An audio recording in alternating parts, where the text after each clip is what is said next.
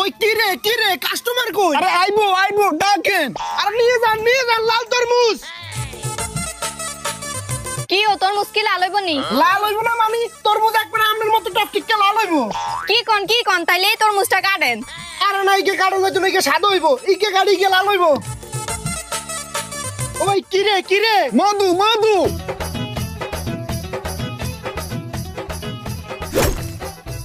দেখছেন একবারে টকটকে লাল।